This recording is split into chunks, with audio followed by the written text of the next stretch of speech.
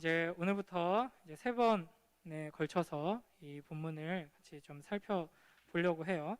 이 본문 여러 가지 제목으로 불려요. 뭐 탕자의 비유라고 불리기도 하고 두 아들 이야기, 또 그리고 뒷부분에 가면 형이 동생이 돌아왔는데 기뻐하지 않고 왜 잔치를 열었어 이러면서 이제 화내죠. 그래서 불평하는 뭐 형 이야기 이렇게 불리기도 하고.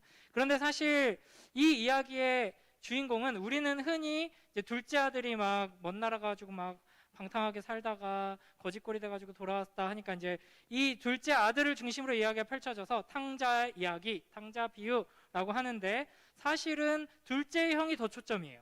이 이야기의 배경을 보면 둘째 형이 더 초점이고, 그리고 이제 더 깊이 들어가 보면 탕자가 멀리 떠난 둘째 아들뿐만 아니라 집안에 있던 첫째도 탕자였다는 게 밝혀지는 이야기이고, 그래서 이 두 아들, 잃어버린 두 아들을 기다리는 아버지의 이야기라고 할 수 있어요.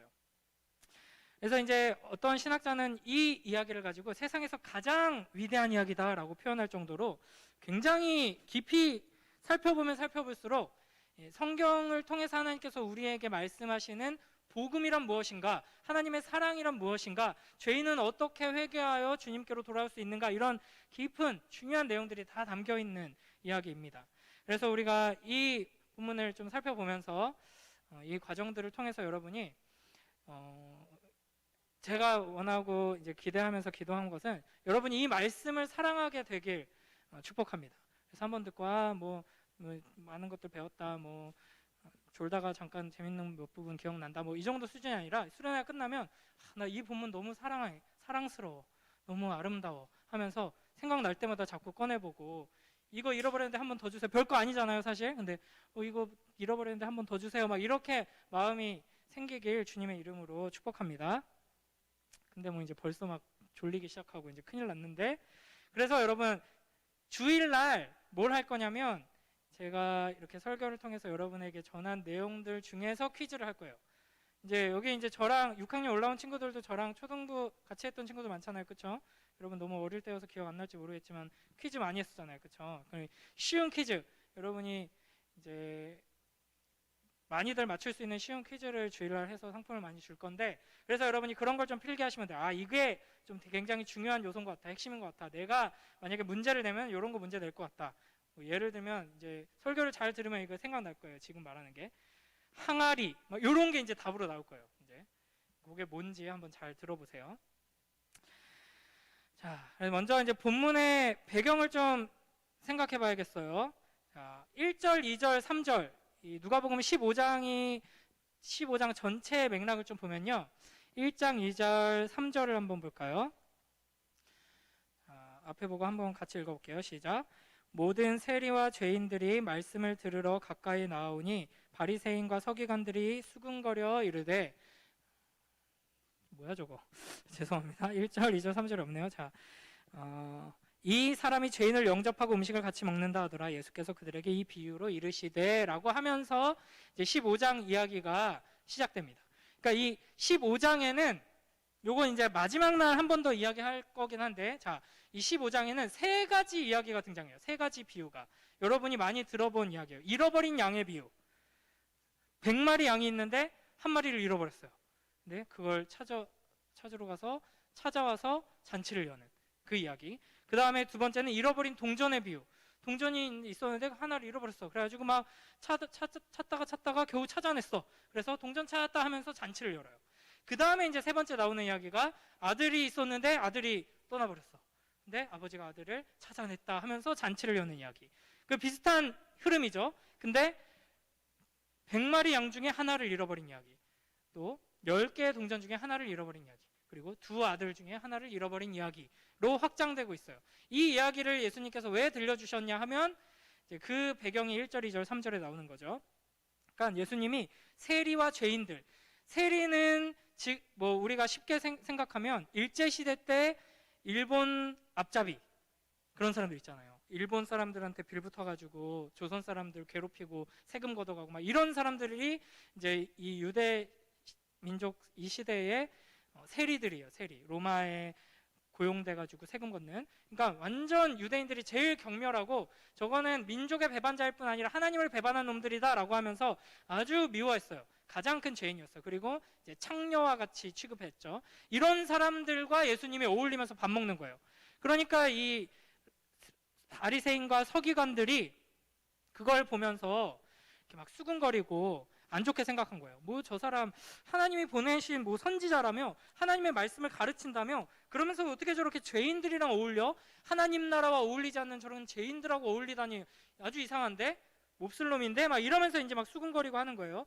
그걸 보고 이제 예수님이 이 바리새인과 서기관들을 가르치기 위해 이 이야기 세 가지를 들려주시는 거예요.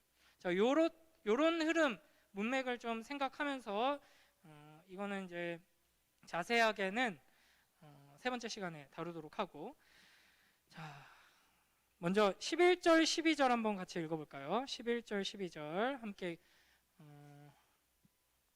앞에 한번 띄워주세요. 11절, 12절 아까 나왔던 거 함께 크게 읽습니다. 시작. 또 이르시되 어떤 사람에게 두 아들이 있는데 그 둘째가 아버지에게 말하되 아버지여 재산 중에서 내게 돌아올 분깃을 내게 주소서 하는지라 아버지가 그 살림을 각각 나눠 주었더니.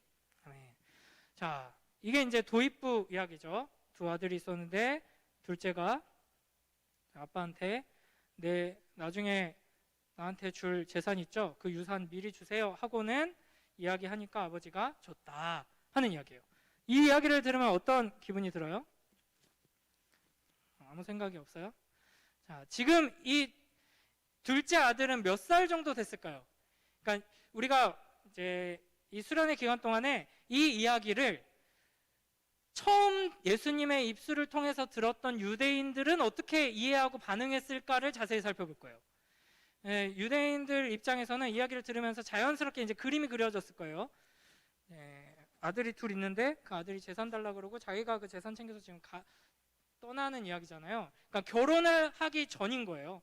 가정을 이루지 않은 아들이 등장하는 이야기거든요.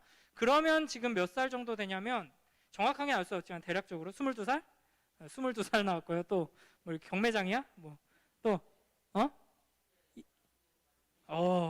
맞아요. 그러니까 그 예전에 제가 마리아에 대해서 설명할 때 이야기했었죠. 마리아가 이제 막 그 약혼하고 결혼할 그 나이 때니까 보통 10대 중반, 그렇죠? 딱 여러분 나이 때인데 이 아들도 지금 결혼하기 전 남자 아들이잖아요. 그러니까 여러분 나이 때예요. 10대 중반에서 후반 나이 때예요. 자, 이제 여러분 조금 더 공감이 되죠? 여러분 딸들도 마찬가지예요.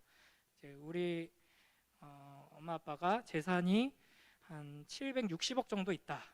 아주 부유하고 정말 많은 사람들을 먹여 살리는 그런 이제 분인데 이제 어차피 엄마 아빠 뭐 다 하늘나라 가시면 이거 내 거니까 나는 내 꿈이 있으니까 달라고 하자. 뭐 이런 지금 장면이라고 할 수 있어요. 근데 이게 이제 유대인들이 예수님의 입술을 통해서 처음 이 이야기를 들었던 유대인들은 딱 이 11절, 12절만 듣고도 화가 머리 끝까지 올라갑니다. 왜일까요? 아빠한테 내 분깃을 주소서라는 이야기는 쉽게 말하면 너 빨리 죽어라 이 말인 거예요. 완전 폐륜인 겁니다. 그러니까 대부분의 이스라엘 사람들뿐 아니라 그쪽 이제 뭐 이스라엘 팔레스타인 그 지역을 보통 중동 지역이라고 말하잖아요. 그렇죠? 그 지역 문화는 다 비슷해요. 그래서 이 이야기를 들으면 대부분 다 그렇게 이해를 합니다. 그러니까 원래 유산은 아버지가 죽으면 그 다음에 이제 아들이 받게 되는 거잖아요. 그리고 성경에도 그렇게 명령이 되어 있고 주로 이제 그 중동 지역의 문화는 첫째 아들이 2배로 받아요. 그리고 둘째 아들이 뭐 예를 들어서 뭐 둘째 아들이 1억을 받았다. 그러면 첫째 아들은 2억을 받는 거예요. 부모 재산이 3억이면. 그러면 이제 아들이 또 하나 있으면은 둘째, 셋째, 넷째는 1억씩 받고 그 2배로 형이 받는 거예요. 그렇게 이제 분배를 하게 되는데 이제 둘째 아들이 자기한테 이제 되어 있는 몫을 미리 달라라고 하는 거는 아빠 왜 안 죽어요? 나 빨리 돈 받고 싶은데 나 할 일이 내 계획이 정말 많은데 왜 아직도 그렇게 살아서 숨쉬고 계십니까? 빨리 돈 그냥 내놔라. 난 네가 그냥 죽었으면 좋겠고 이제 나는 당신 그냥 죽은 셈 칠 테니까 당신도 나 그냥 죽었다 셈 치고 빨리 그냥 나한테 줄 몫이나 주고 우리 관계를 끝냅시다 하는 거랑 똑같은 이야기예요. 아주 쌍놈이죠. 자, 이런 놈들한테 어떻게 하라고 성경이 말하냐면 5계명에 내 부모를 공경하라 라고 하셨잖아요. 그러면서 율법에서는 부모를 저주하는 자는 어떻게 하라고 말씀하실까요? 율법에서 부모를 저주하는 자, 손바닥을 때려라? 어떻게 하라고 하실 것 같아요? 뭐라고요? 맞아요. 반드시 죽여라. 자, 레위기 20장 9절 한번 볼까요? 자, 함께 읽습니다. 시작. 만일 누구든지 자기의 아버지나 어머니를 저주하는 자는 반드시 죽일지니 그가 자기의 아버지나 어머니를 저주하였은즉 그의 피가 자기에게로 돌아가리라. 아멘. 이뿐만 아니라 신명기 21장 18절에서 21절에서도 그렇게 말씀하세요. 패역한 자녀는 성문 앞으로 끌고 나와서 돌로 쳐서 죽여라. 자, 이 율법대로 우리 부모님이 하셨다면 나는 이미 산 사람이 아닙니다. 한 사람 한번 손 들어보세요. 솔직한 사람 몇 명 있어요. 이게 패역한 자식은 돌로 쳐 죽이는 것, 뭐 하나님이 그냥 부모님한테 잘해라 라는 의미로 하셨겠지라고 생각하기 쉽지만, 여러분 그 이슬람 국가들도 무슬림들도 구약 성경을 알라의 말씀으로 믿는 거 알죠? 구약 성경을 그들도 읽어요. 알라의 말씀으로. 그래서 그 율법을 따라서 법을 만들어요. 그래서 여러분 막 정말 끔찍한 얘기인데 뭐 명예살인 이런 얘기 들어봤어요?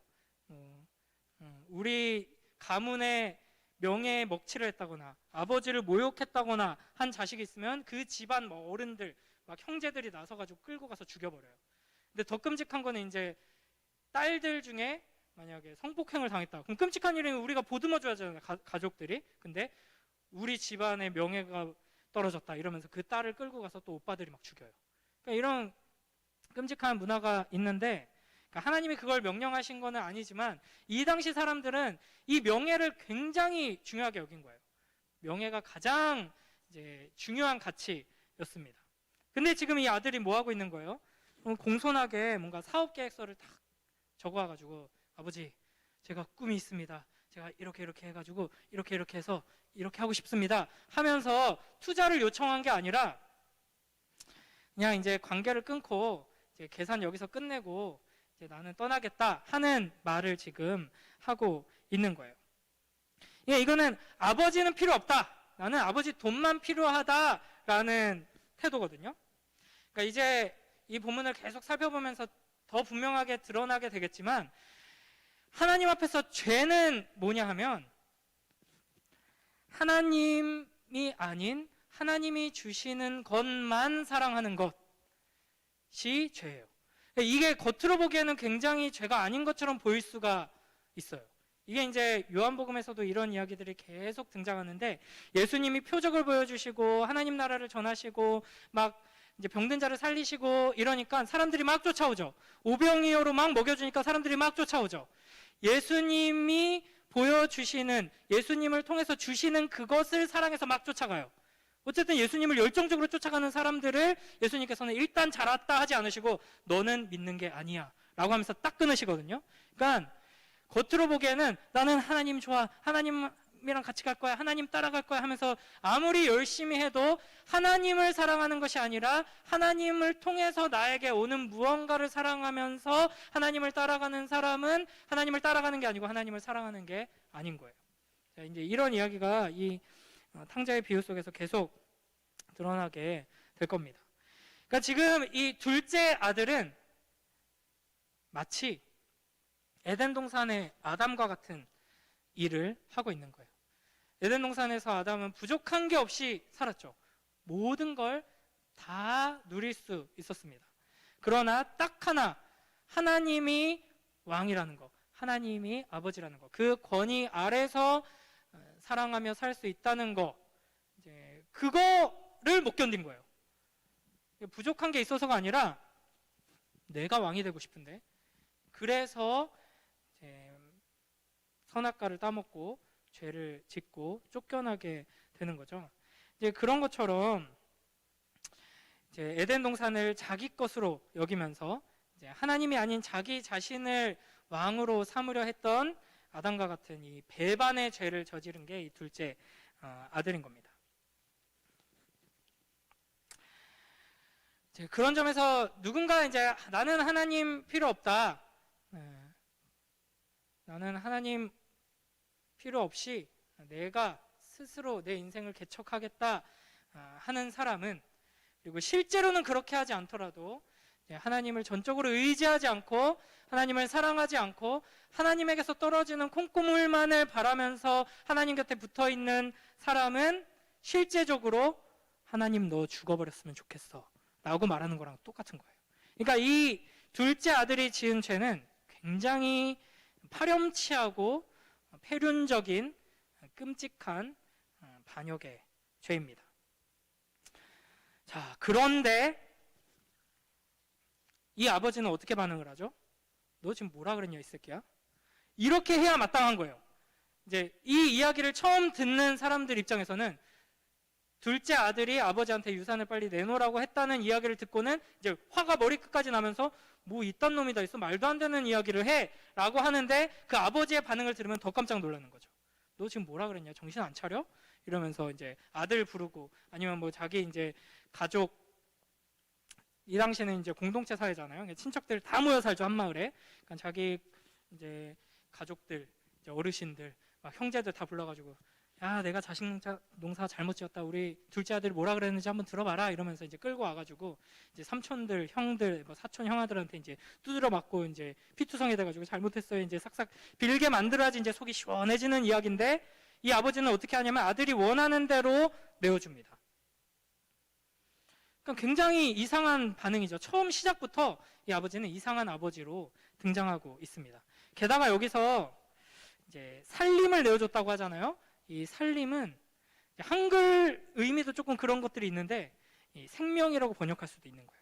그러니까 아버지 유산 빨리 내놓으시죠. 난 당신 죽어버렸으면 좋겠어요. 그랬더니 이 아버지는 그래 라고 하면서 자기 생명을 아들한테 내어주고 있습니다. 그러니까 이걸 통해서 이 아버지는 재산상의 큰 피해를 입었을 뿐 아니라 명예가 이제 땅에 떨어진 거예요. 야, 지금 미친놈 아니야? 아들이 재산을 달라 그런다고 그걸 떼줘? 정신 나간 사람 아니야? 뭐 잘못된 것 같은데? 이러면서 이제 손가락질 당하고 이제 수치를 당하게 되는 것이죠. 그러니까 이 폐륜적인 행동을 그냥 내버려두지 말고 바로 징계하고 바로 잡았어야 하는데, 아들에게 다 내주고 생명과 같은 그 재산을 내주고 명예가 땅에 떨어지는 것을 지금 감수하고 있는 이상한 아버지의 이야기가 시작되고 있는 겁니다. 그리고 이제 이 당시 사람들이 이 이야기를 들었을 때는 이런 질문을 많은 사람들이 던졌을 거예요. 아니, 첫째는 뭐 하고 있는데? 형 있다며, 얘 둘째라며. 첫째는 뭐 어디 죽었어? 왜 아무 말도 안 해? 이렇게 이야기를 할 수밖에 없어요. 왜냐하면 장자가 다른 아들보다 2배의 몫을 받는 이유는 책임이 있기 때문입니다. 그 가족을 보호하고 돌보고 그 모든 재산을 잘 간수해서 먹여 살릴 책임이 첫째에게 있기 때문이죠. 그래서 둘째가 이렇게 말도 안 되는 짓을 한다 그러면 누가 제일 나서가지고 혼내야 돼요? 첫째 형이 나서가지고 너 지금 아버지한테 뭐 하는 소리야? 이러면서 이제 뭐 수목 드라마 이렇게 저녁에 하는 것처럼 이렇게 막장이 펼쳐져야 돼요. 아버지 앞에서 막 형이 이제 동생 막 멱살 잡고 막 동생이 형이 뭔데? 막 이러고 이제 아버지가 내 앞에서 뭐 하는 거야? 그러면 이제 엄마가 와가지고 너희들 지금 뭐 하고 있는 거야? 그러면 이제 할아버지가 나타나가지고 내가 너희를 그렇게 가르쳤니? 막 이러면서 이제 이런 일이 펼쳐져야지 정상인데 지금 첫째 형은 안 나타나요. 계속 안 나타나요. 나중에 잔치 벌어질 때까지 안 나타납니다. 그러니까 이거는 무언의 메시지인 거죠. 그래서 아마도 아마 거의 그럴 건데 둘째가 재산을 분배받으면 둘째 것만 내어준 게 아니라 이제 첫째도 이제 이 유산 상속에 조금 과정 절차가 좀 복잡하긴 하거든요. 그래서 이제 소유권과 처분권 이 2가지가 있는데 어쨌든 형도 자기 몫을 미리 이렇게 땡겨 받은 그런 셈일 겁니다. 자, 어쨌든 이렇게 이제 첫째 아들도 이상한 모습을 보이고 있죠.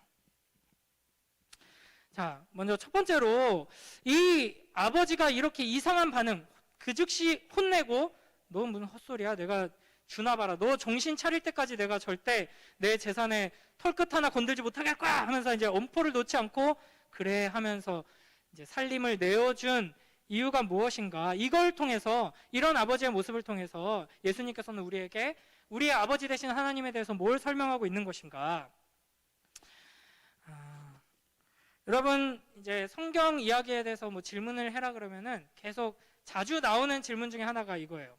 선악과는 도대체 왜 만드셨죠? 이거예요. 근데 이제 지난번 수련회 이렇게 하면서 그런 성경의 전체적인 흐름을 살피면서 조금 거기에 대해서 해소가 될 수 있게 저는 나름대로 설명을 했다고 생각을 하는데, 하나님께는 큰 그림이 있었다는 걸 보여주면서, 그쵸? 이제 요 목적이 있었다, 선악과를 주신 목적이 있었다, 이런 설명했었는데, 또 한 가지 중요한 설명이 요 지점에서 가능하게 됩니다. 그러니까 하나님께서는 선악과를 아예 안 만들면 되는 거 아니에요?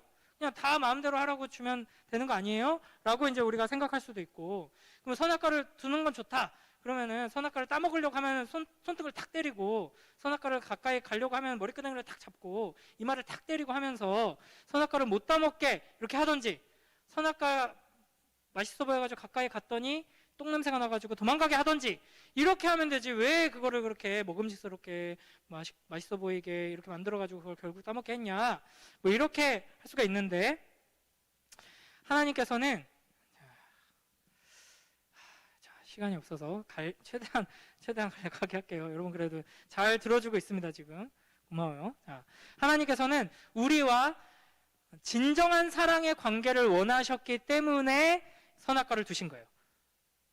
똑같은 의미로 하나님께서는 우리와 진정한 사랑의 관계를 원하셨기 때문에 이 둘째 아들의 폐륜적인 요구에 응하셨던 거예요.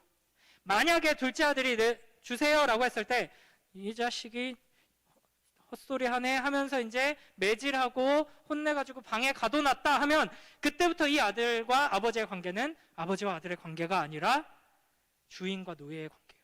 그래서 나중에 둘째 이제 뒷부분에 가면은 첫째 형이 아버지한테 하는 얘기가 그런 거거든요. 내가 지금 아버지 곁에서 평생토록 이렇게 있었는데 나한테는 뭐 염소 한 마리 안 잡아주더니 뭐 얘한테는 얘는 이렇게 아버지한테 피해 입혔는데 송아지를 잡아가지고 잔치를 열어줍니까? 라고 하는데, 그 말하면서 마치 자기가 노예인 것처럼 표현을 해요. 그 단어들을 보면은 내가 아버지 밑에서 노예처럼 이렇게 힘들게 일했는데 이렇게 말하거든요. 이 아들도 이미 이 아버지 곁에서 아버지와 사랑하며 아버지께서 주시는 그 사랑을 받으며 행복하게 살았던 게 아니라 노예로 있었던 거예요. 만약에 이 지점에서 둘째 아들의 이 요구를 딱 뿌리치고 손등을 딱 때리고 매질해가지고 방에다 딱 가둬놓는다, 너 반성문 10개 쓸 때까지 방에서 못 나와, 이렇게 하면은 그때부터 이 관계는 이제 주인과 노예, 억지로 붙들려 있는 관계가 되는 거죠.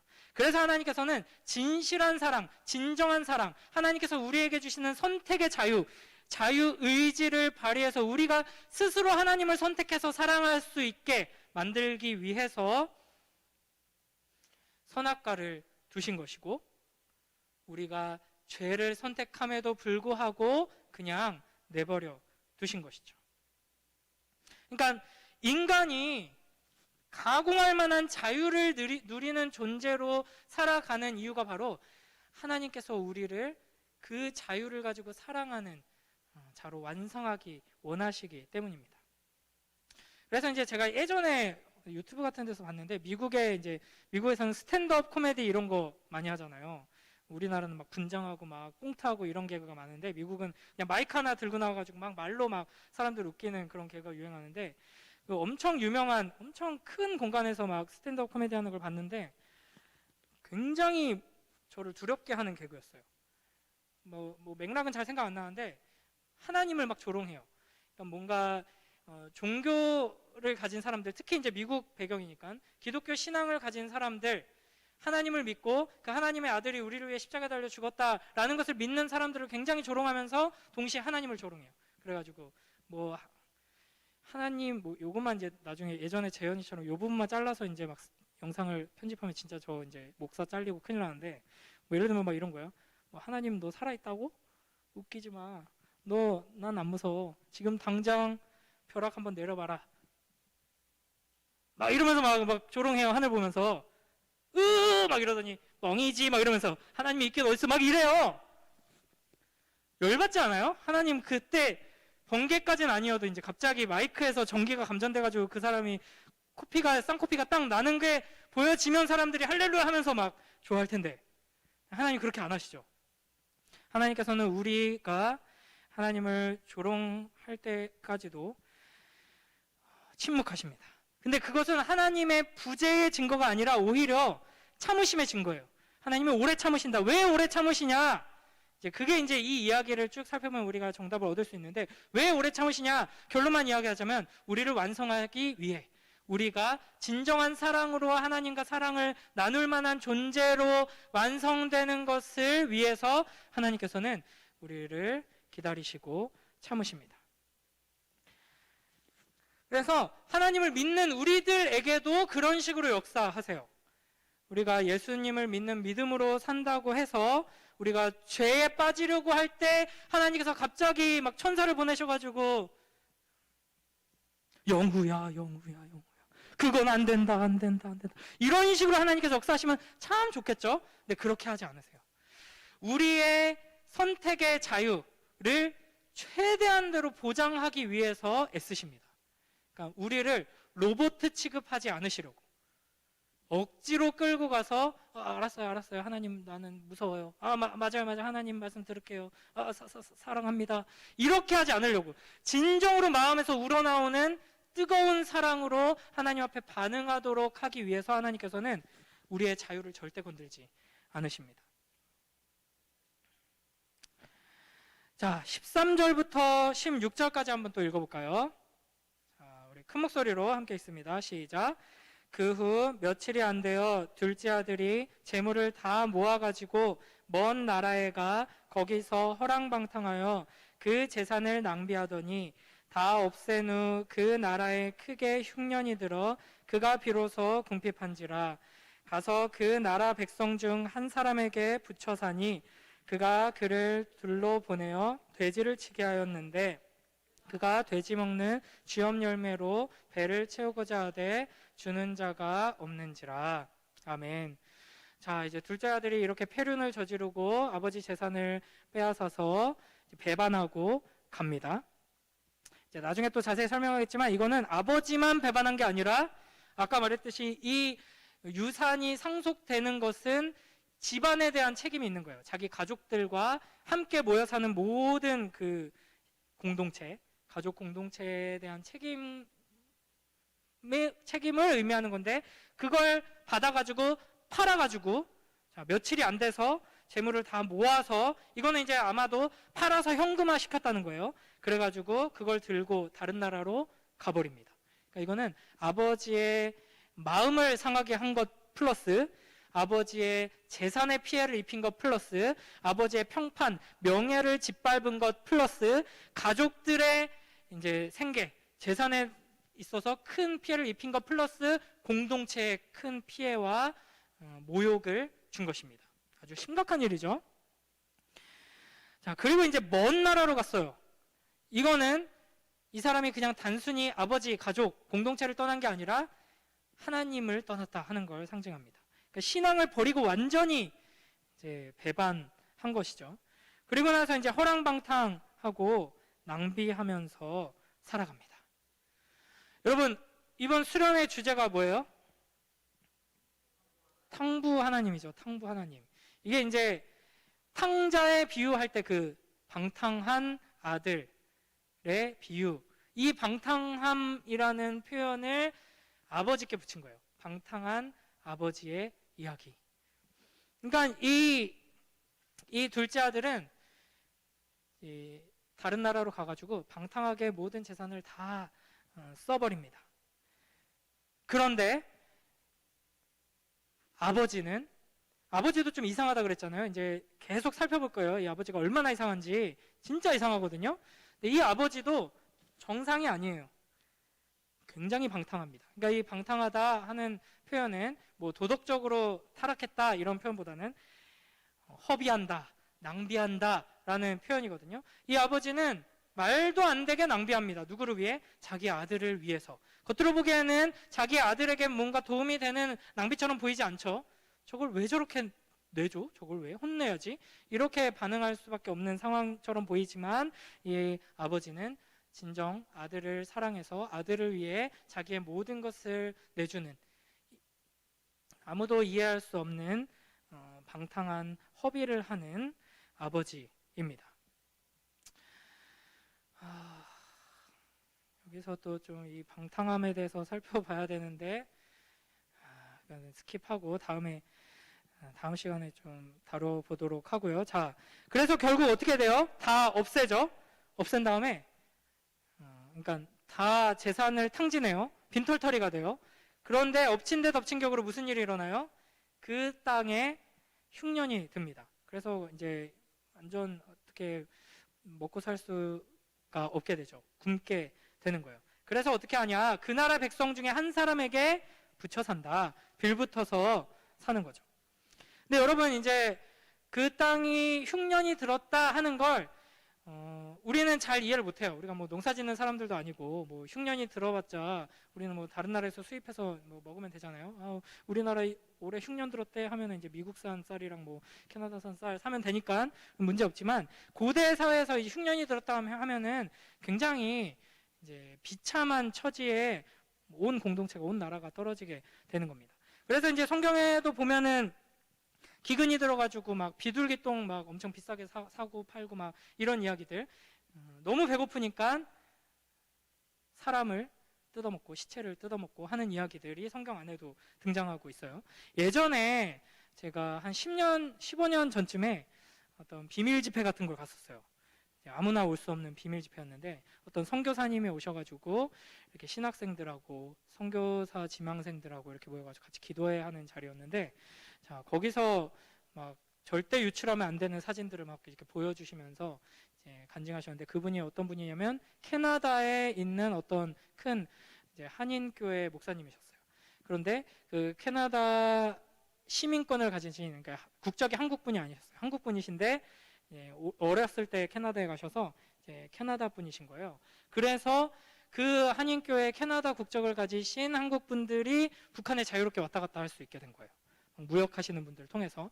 그러면서 북한에다가 많은 도움을 주기 시작했어요. 이것도 도와주고 저것도 도와주고 하니까 북한의 높은 사람들이 고맙다 고맙다 이렇게 하면서 막 루트가 뚫려가지고 우리가 이제 대놓고 우리가 이제 이렇게 도움 받아가지고 쌀을 보내주겠다 이렇게 해서 뭐 쌀을 막 배 몇 개 실어가지고 막 몇만 톤을 이제 북한에 넣어줬다 막 이런 이야기를 하는데, 이제 북한 높은 사람들한테 잘 보여서 쌀 푸대에다가 성경 구절을 대놓고 한글로 딱 박는 걸 허락을 받았었대요. 그 사람들이 워낙 많이 도움을 줘가지고 요한복음 3장 16절 그걸 딱 박아가지고 이렇게 보내고, 그렇게 이제 그런 일들을 몇 년 동안 하다 보니까 본인들이 그 캐나다 교회들이 연합해서 세운 북한의 곳곳에 국수 공장 막 이런데 그 김씨 그 돼지 아저씨가 막 직접 방문하기도 하고 하면서 이제 막 위상이 높아진 거예요. 그래가지고 이제 그 목사님이랑 그 교회 이제 선교 담당하시는 뭐 장로님, 집사님들, 권사님들 해가지고 북한 이제 방문을 하신 거예요. 그래서 그 교회들이 세운 국수 공장도 가고 막 이렇게 했는데, 보통 외국인이 북한에 들어가면은 갈 수 있는 데가 딱 정해져 있어요. 도시들, 평양, 뭐 대도시, 개성, 뭐 이런데.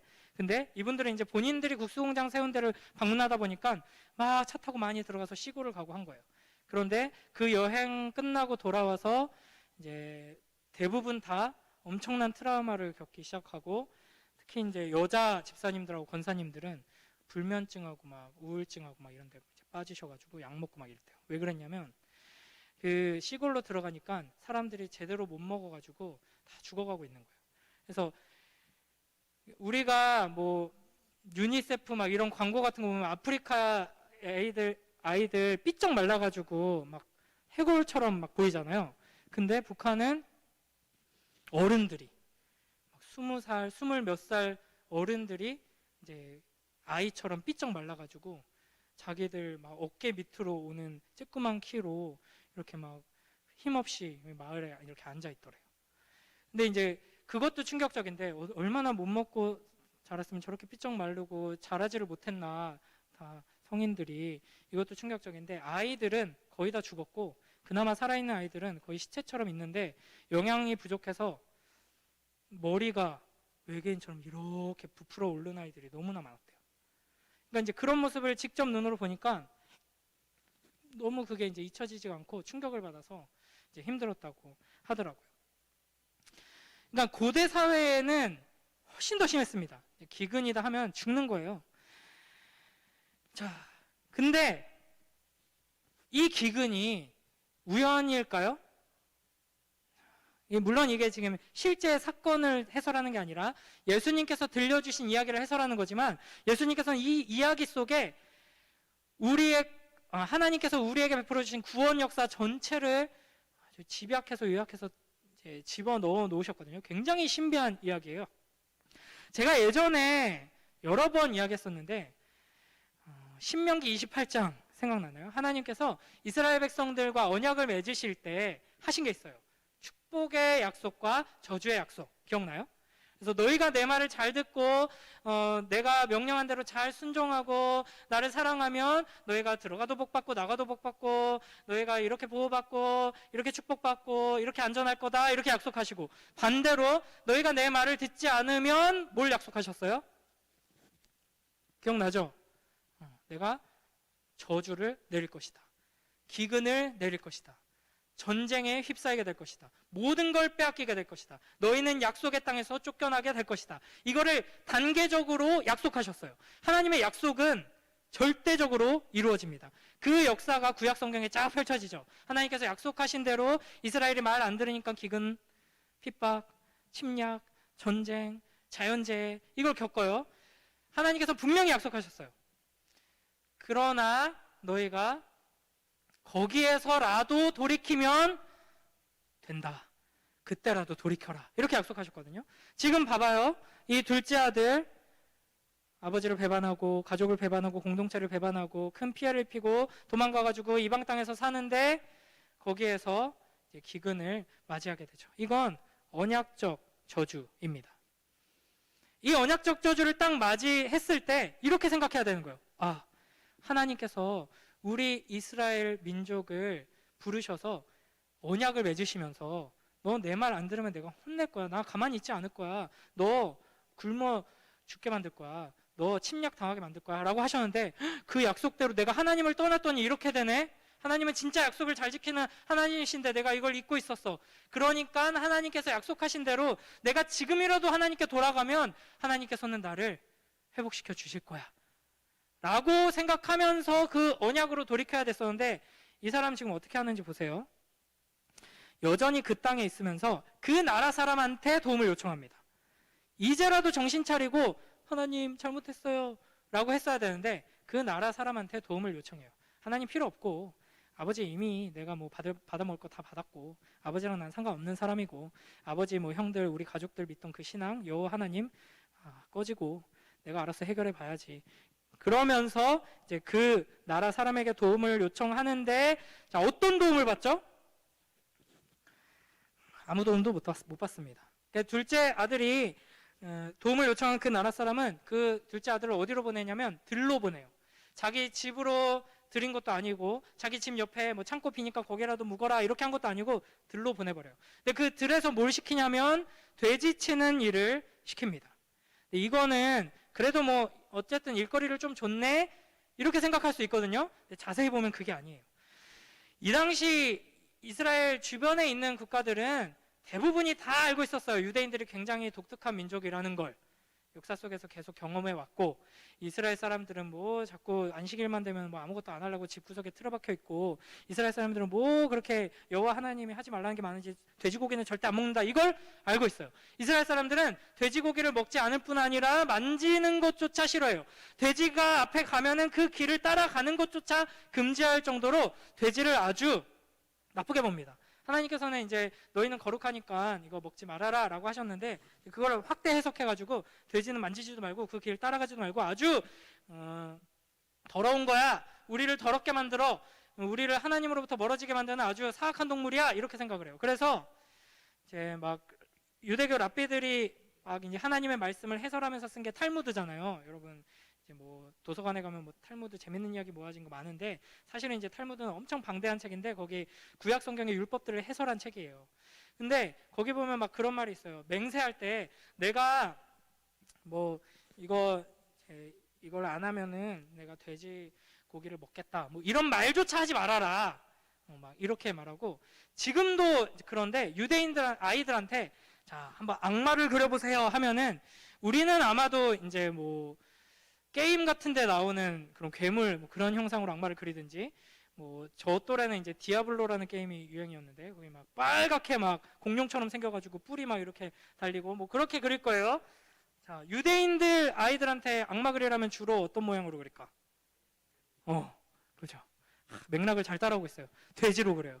그만큼 돼지를 악하게 이제 생각했는데, 그걸 분명히 알고 있었을 거예요, 이 사람은. 근데 저 좀 어떻게 일이라도 좀 시켜주세요 그랬는데, 야, 들로 가가지고 돼지나 쳐. 이거는 내가 도와줄 테니까 이 일이라도 해라 이거야, 아니면 꺼져 이거예요. 야, 꺼지라는 거예요. 난 너 도와주고 싶지 않아. 꺼져. 그런데도 일단 가요. 일단 가. 그래서 돼지를 쳐요. 그런데 알바비를 받나요? 알바비 못 받고 먹을 걸 구하지 못해서 돼지가 먹는, 사람들이 안 먹는 쥐엄 열매, 이거는 돼지도 사실은 웬만하면 안 먹는 그런 열매인데요, 이 쥐엄 열매를 먹으려고 하는데 그것조차 못 먹습니다. 그러니까 이게 우리가 상상할 수 있는 최악의 상황에 떨어졌다 하는 거예요.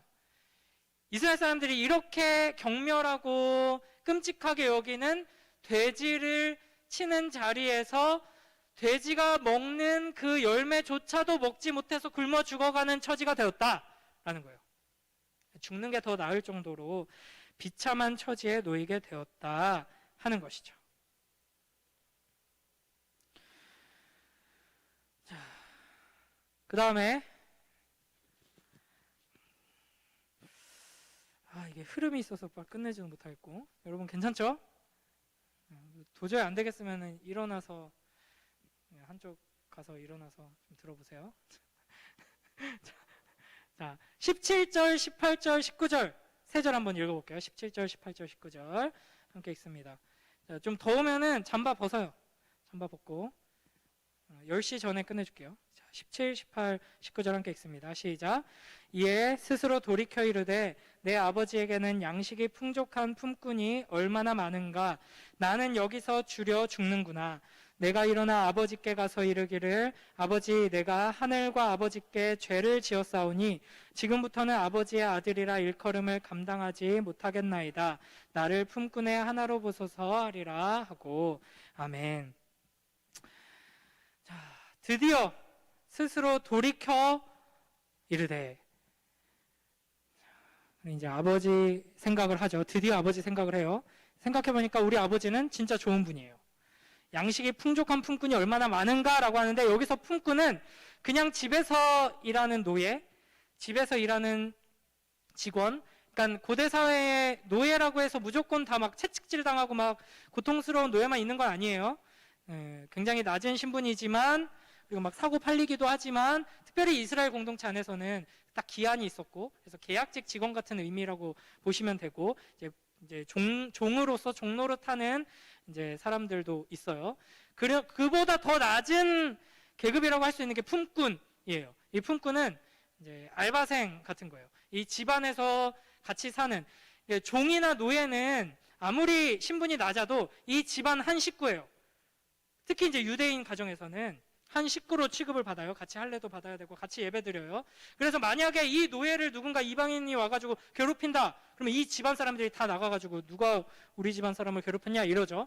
품꾼은 이 집안에 같이 사는 사람이 아니라, 이거 굉장히 중요해요. 잘 기억해야 돼요. 여기서 말하는 품꾼은 자유롭게 다른 곳에서 살아요. 자유로우니까 좋겠네가 아니라 이 집안에 보호받을 수 있는 사람이 아닌 거예요. 별개의 사람인데 어떤 특정한 기술을 가지고 있는 사람이거나 어떤 노동력을 제공하면서 돈을 받는 사람이에요.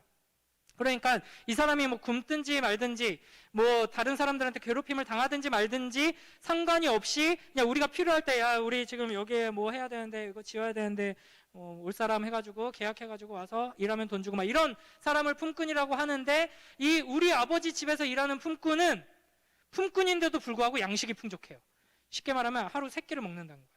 우리는 당연하죠. 그런데 이 당시 품꾼은 하루 한 끼, 많아봤자 2끼입니다. 그러니까 이 아버지가 굉장히 넉넉하고 자비로운 분이라는 거죠. 그거를 자기 아버지와 함께 살 때는 모르다가 밖에 나와서 경험을 해보고 이제 망해보고 이제 죽을 만큼 고생을 하고 이제 굶어 죽기 직전이 되니까 이제서야 우리 아버지가 그냥 당연한 게 아니었네. 우리 아버지는 진짜 자비롭고 우리 집 굉장히 부자였네. 이런 걸 이제 드디어 생각하게 된 거예요. 그러고 나서 18절 보니까 내가 일어나 아버지께 가서 이렇게 말해야겠다라고 하면서 아버지 제가 죄를 지었습니다. 이젠 뭐 내가 아들이라고 할 면목도 없네요. 그냥 나를 품꾼의 하나로 보소서라고 말해야겠다라고 합니다. 자, 여기서 퀴즈. 자, 17, 18, 19절 이 장면 보면 드디어 둘째는 회개했다라고 생각하는 사람 동그라미, 아직 회개한 건 아니다 X. 자, 지금 요 방금 읽은 이 장면, 이제 이 둘째 아들 회개했다 동그라미, 회개 안 했다 X. 하나, 둘, 셋 들어보세요. 정확하게 회개했다도 좀 있고 회개하지 않았다가 좀 많네요. 그래도 자, 감사합니다. 내려보세요. 쉽게 스스로 돌이켜라고 하니까 회개가 돌이키는 거잖아요. 그렇죠? 돌이켜라고 하니까 드디어 이제 회개하는 장면이 펼쳐지는구나라고 생각하기 쉽지만 실제로 그런 식으로 이제 설명하는 사람들도 많이 있더라고요. 그런데 정확하게 말하면 아직 회개한 건 아닙니다. 이것도 이제 다음 시간에 자세히 설명해 줄게요.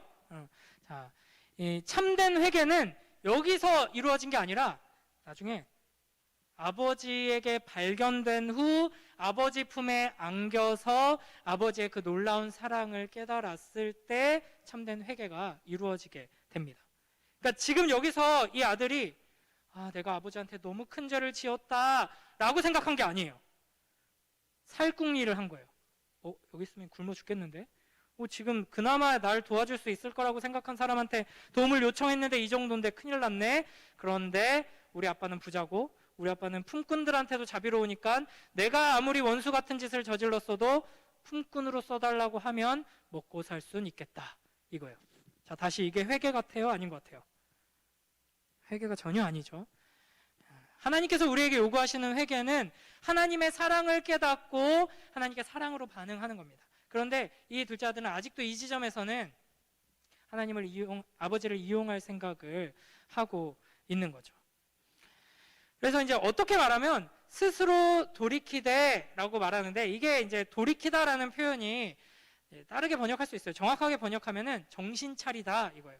드디어 정신 차렸다라는 표현이고 이걸 이제 돌이켰다라고 이제 표현할 수도 있죠. 잘못된 길로 가다가 이제는 방향은 이제 잘 잡았죠. 아버지께로 가야겠다 하는 방향은 잘 잡았지만 엄밀하게 말하면 이게 자기 스스로의 지혜, 능력, 힘으로 돌이킨 게 아니라 더 이상 갈 곳이 없어서 막힌 거잖아요.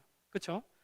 이제 잘못된 길로 막 가다가 막 만신창이가 되고 막 죽기 직전이 돼가지고 길이 막힌 걸 보고 막혔네 하고 돌이켜서 그걸 보고 아이고 잘했다, 최고다, 대단하다, 거기서 어떻게 바른 길을 찾을 생각을 했어? 라고 뭐 칭찬을 해줄 수는 있죠. 그러나 사실은 거기는 이제 길이 없어서 그냥 돌아간 거예요. 사실은 하나님께서 이런 식으로 우리를 하나님께로 돌아오게 하십니다. 여러분, 이 탕자의 비참한 모습은 아버지 하나님을 떠난 인간이 얼마나 끔찍한 처지에 놓이게 되는지를 굉장히 잘 보여주죠. 그래서 여러분 이걸 알아야 돼요. 하나님을 떠나서 내 맘대로 내 인생의 주인이 되어서 살려고 하면 이게 보통 이 세상이 여러분에게 가치 있는 인생이라고 가르치는 삶의 방식이에요. 그래서 여러분 이제 주의해야 돼요. 특히 이제 중학생 친구들 점점 나이가 이제 어른에 가까워지다 보면 세상이 여러분한테 계속 그런 식으로 이야기할 거예요. 네가 진짜 원하는 게 뭔지 생각해봐. 네가 진짜 잘하는 게 뭔지 생각해보고 네가 하고 싶은 걸 찾아. 네가 선택해. 네가 네 삶의 주인이 돼야 돼. 넌 할 수 있어. 좋은 말인 것 같죠? 근데 그렇게 살아가다 보면 결과는 이거다 라는 걸 성경이 잘 보여주죠. 그래서 우리는 하나님께로 나아가야 합니다. 탕자처럼 온갖 고난과 어려움을 다 겪고 만신창이가 돼서 그제서야 하나님께로 돌아가는 것이 아니라 믿음의 눈을 들어서 풍족한 또 우리를 사랑하셔서 우리에게 모든 걸 내어주시는 아버지 하나님께로 우리는 나아가야 하는 것이죠. 자, 마지막 20절부터 24절까지 한번 쭉 읽어볼게요. 20절부터 24절까지 시작. 이에 일어나서 아버지께로 돌아가니라. 아직도 거리가 먼데 아버지가 그를 보고 측은히 여겨 달려가 목을 안고 입을 맞추니 아들이 이르되 아버지 내가 하늘과 아버지께 죄를 지었사오니 지금부터는 아버지의 아들이라 일컬음을 감당하지 못하겠나이다 하나 아버지는 종들에게 이르되 제일 좋은 옷을 내어다가 입히고 손에 가락지를 끼우고 발에 신을 신기라. 그리고 살찐 송아지를 끌어다가 잡으라. 우리가 먹고 즐기자. 이 내 아들은 죽었다가 다시 살아났으며 내가 잃었다가 다시 얻었노라 하니 그들이 즐거워하더라. 아멘. 자, 일어나서 아버지께로 돌아갑니다. 비참한 몰골로 거의 반 죽은 상태로 아버지께 돌아가요. 왜 돌아간다 그랬어요? 아버지께 너무 죄송해서 아버지 그 사랑을 알기 때문에 지금이라도 아버지는 나를 기다리고 계실 거야가 아니라 우리 아빠한테 아직도 빼먹을 게 있어. 여기는 가능성이 있어.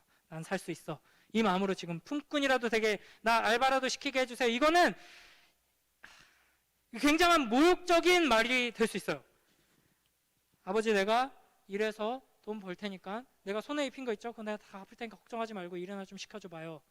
밥이라도 조금 먹으면 나 힘내서 나 아직 젊으니까. 뭐 지금 이런 마음으로 가고 있는 가능성이 굉장히 커요. 근데 거리가 아직 먼데 아버지가 그 아들을 발견합니다. 그리고 측은히 여겨요.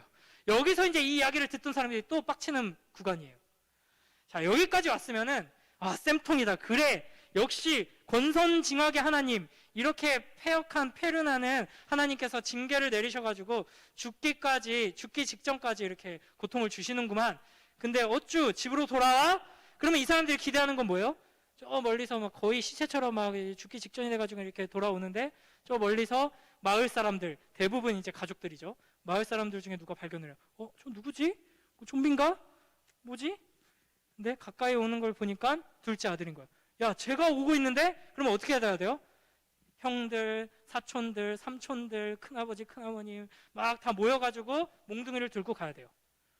이 새끼 미쳤나? 야, 너 여기가 어디라고 해야 돼요. 아니야, 아버지가 먼저 발견했다 하면 아버지가 어쭈 하면서 바로 달려가서 그 추진력으로 그대로 아구창을 날리고 발로 사커킥을 날리면서 야, 이 새끼 왔다 소식을 전해서 온 가족이 몽둥이질을 해야지 마땅한 장면이에요. 근데 이 아버지가 지금 뭐 하고 있어요? 제일 먼저 발견하고 달려가서 껴안습니다. 그러니까 여기서 또 이상한 아버지가 등장하죠. 아버지가 왜 달려갔을까요, 여러분? 반가워서? 너무 오랫동안 기다렸으니까? 그런 것도 있겠죠. 반가운 마음도 있겠죠. 여기서 아버지가 힘차게 달린 이유는 제가 방금 이야기했던 이제 형들, 가족들, 마을 사람들이 몽둥이 들고 와서 때리는 게 그냥 제가 상상해낸 게 아니라 실제로 이렇게 하는 의식이 있었어요. 요거 이제 퀴즈로 나오기 쉽겠죠. 케자자라는 의식인데 이런 식으로 폐륜을 저지르고 마을과 공동체와 가족에게 피해를 입히고 떠난 자는 케자자 의식을 행합니다. 그래서 만약에 이 아들이 오는 게 마을 사람들한테 먼저 발견됐으면 마을 사람들은 어떻게 하냐면 몽둥이 드는 거 플러스 뭘 준비하냐면 항아리를 준비해요. 항아리를 준비해가지고 그 앞에서 보는 데서 항아리를 깨트려요. 이게 뭐냐면 예레미야 19장 1절, 2절, 10절, 11절 보면은 이제 예레미야 선지자에게 어쩌고 저쩌고 있는데 나중에 시간이 되면은 또 소개를 해줄게요. 그래서 하나님께서 이스라엘 백성 앞에서 항아리를 깨트려라 이렇게 말씀하세요. 항아리를 깨트리는 의미가 뭐냐면 너희랑 나는 잘 나오고 있나요? 빨리 기도하고 끝내라는 건가요? 너희랑 나는 아무 상관이 없다. 다시는 회복할 수 없다. 너랑 나는 이제 아무 관계도 아니다 하는 것을 보여주기 위해서 항아리를 깨트립니다. 근데 이게 이 중동 지역에서는 보편적으로 있는 문화였어요. 명예를 굉장히 중요하게 여겼기 때문에 자기 아버지, 자기 가족들, 사람들에게 이런 식으로 명예를 실추시키고 피해를 입힌 사람들한테는 이런 식으로 항아리를 깨트리면서 쫓아내거나 때리거나 심지어는 죽이기도 하고, 죽이지 않고 쫓아낸다고 하더라도 장례식을 치러버립니다. 그래서 이전에 2015년 2월에 이집트 사람들이 카타르 대사관 앞에 가가지고 막 항아리 깨트리면서 막 시위를 하는 일이 있었거든요. 그게 뭐냐면은 카타르가 IS를 도와줬다 하는 것 때문에 이제 배신감을 느껴가지고, 카타르 니네는 이제 우리 이집트랑 더 이상 동맹도 뭣도 아니고 아무 관계도 아니야, 다시 회복할 수 없어, 꺼져 하면서 항아리를 깨트려버린 거예요. 자, 이런 문화가 있었기 때문에 아버지는 초조하게 단 하루도 눈을 놓지 못하고 혹시나 아들이 다가오지 않을까 보고 있었던 겁니다. 그리고 아들을 발견하자 뛰어간 거예요. 이거는 단순한 반가움이 아니라 아들을 지키기 위해서 뛰어간 거죠. 다른 누가 먼저 이 아들에게 날라차기를 하지 못하게 하려고 먼저 뛰어가서 덥석 안아버린 거예요. 근데 여러분, 이 아버지가 달리는 모습을 보면서 또 이 이야기를 듣던 사람들은 깜짝 놀랍니다. 잠깐만, 달려갔다고? 뛰었다고? 왠지 알아요? 이 이스라엘 사람들, 또 중동 사람들은 주로 고대에 어떤 옷을 입었냐면 통으로 된 원피스를 입었어요. 남자 어른들도. 그래서 남자 어른들은 절대 뛰지도 빨리 걷지도 않습니다. 전쟁 때만 뛸 수 있어요. 뛰면 어떻게 돼요? 종아리 보이고 허벅지 보이고 이렇게 될 수가 있어요. 굉장한 수치죠. 그거는 그냥, 그게 만약에 그렇게 뛰다가 누가 봤다, 그럼 그냥 죽는 거야. 그냥 나 이제 죽는다. 그냥 단순히 이불킥 하는 게 아니라 그건 명예가 완전 땅에 떨어지는 거예요. 절대 안 뜁니다. 우리 옛날 뭐 조선시대 선비들도 맨날 이러고 팔자걸음으로 천천히 걷잖아요. 뛰면 안 되잖아요. 그런 문화가 있었어요. 그럼에도 불구하고 이 아버지는 뜁니다. 자기의 수치당함을 감내하면서 자기 아들을 살리기 위해 뛰어가는 것이죠. 이것이 이상한 아버지의 사랑입니다. 아까 말했듯이 이 아버지가 안아주고 아들로 받아주는 장면에서 참된 회개가 이루어지고 완성이 됩니다. 이게 여러분, 우리가 이제 오늘 제일 주목해 봐야 할 점인데, 우리가 우리의 지혜로 내가 하나님께 나아가야 하는구나, 하나님을 붙들어야 하는구나 깨닫고 우리 능력으로 하나님께 가서 회개하는 게 아니에요. 이 이야기를 피상적으로 읽으면 하나님은 우리 아버지, 우리를 여전히 사랑하시지, 그러니까 우리가 돌아가야지 라고 생각하기가 쉬운데, 우리는 하나님께 사랑받는 하나님의 아들이 아니라 하나님을 배반하고 하나님을 죽이겠다고 하나님 목에다가 칼을 들이밀었던 페륜아들이에요. 그래서 만약 우리가 하나님께 다가간다면 하나님과 하늘나라 모든 백성들이 쫓아나와가지고 우리를 저주하면서 우리를 매질하고 죽여야 마땅한 그런 죄인인데, 그런 우리를 하나님께서 돌이키셔서 품어주신다. 그리고 그 회개가 우리가 그 집 안에 들어가기도 전에 마을 어귀에서 이루어졌다 하는 것을 이 장면을 통해서 우리가 볼 수 있게 되는 것이죠. 여러분, 이제 말씀을 맺도록 하겠습니다. 제가 10시 전에 끝내준다고 했죠? 네. 설교를 10시 전에 끝내준다는 말이었거든요. 네.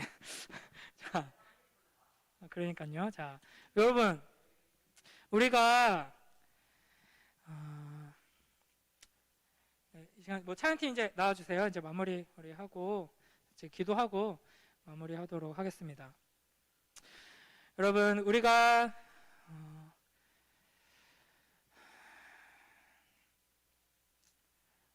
이 이야기를 통해서 하나님 앞에서 우리가 어떤 존재인지를 알아야 돼요. 그리고 하나님께서 어떤 아버지이신지를 우리가 알아야 합니다. 그냥 우리는, 나는 하나님의 자녀, 그래서 하나님은 언제나 날 기다리시지, 하나님께 가면 하나님은 날 기뻐하신대, 이 정도로 생각하면 여러분은 복음을 제대로 알지 못하는 겁니다. 우리가 하나님께 나아가면 우리는 하나님의 진노와 저주를 받아 죽을 수밖에 없는 죄인들이었습니다. 그렇기 때문에 우리가 쭈뼛쭈뼛 염치 없지만 하나님 어떻게 좀, 제가 지금 굶어 죽기 직전이기 때문에 뭔가 작은 삼각김밥이라도 좀 주실 수 있으신가요? 하고 공손하게 말했을 때 즉시 우리를 죽이지 않으시고 그 이야기를 들어주시고 유통기한이 살짝 지난 삼각김밥이라도 하나 주시는 것만으로도 큰 은혜거든요. 말도 안 돼. 그런 은혜를 받을 수 있어 라고 할 만큼 큰 은혜인데 그 아버지 하나님께서는 뛰어나와서 우리를 안으시고 아니, 넌 내 아들이야. 이렇게 말씀해 주신다 하는 것이죠. 마지막으로 제가 시 하나를 읽어볼게요. 많이 들어본 사람도 있을 텐데, 한 소녀를 사랑하는 젊은이가 있었다. 소녀가 요구했다. 오늘 당신 어머니의 심장을 쟁반에 담아 가져다 줄 수 있나요? 그 젊은이는 자신의 어머니를 죽였다. 어머니의 가슴을 찢어 피로 물든 심장을 꺼내고 그리고는 사랑하는 연인을 향해 달렸다. 하지만 성급했던 젊은이는 비틀거리며 넘어졌다. 심장은 땅바닥에 구르면서 애처로운 소리를 냈다. 그리고 심장이 부드러운 목소리로 말했다. 사랑하는 아들아, 다치지 않았느냐? 여러분, 이게 부모님의 사랑에 대해서 지금 이야기하는 시잖아요. 그죠? 부모님의 사랑만 해도 이렇게 아름답고 놀랍고 경이롭습니다. 그러나 여러분, 하나님 아버지의 사랑은 이 정도가 아니라는 거죠. 그러니까 사랑스러운, 내 눈에 넣어도 아프지 않는 사랑스러운 자녀를 향한 엄마 아빠의 사랑만 해도 이렇게 감동적이고 아름다운데, 하나님의 사랑은 어떤 사랑이냐면 내 눈을 찌르고 도망간, 나를 죽이고 도망간 원수를 향한 사랑이다 하는 것이죠. 그 원수를 다시 품에 안아주시기 위해 하나님께서는 자기 아들 독생자를 십자가에 내어주셨습니다. 여러분, 우리가 이 복음 앞에서 내가 어떤 죄인인가를 잊지 않고 또 그런 죄인인 나에게 하나님께서 어떤 사랑을 베풀어 주셨는가를 잊지 않고 기억하며 그 복음 앞에서 감사와 감격과 찬양으로 나아가는 우리 모두가 되길 주님의 이름으로 축복합니다.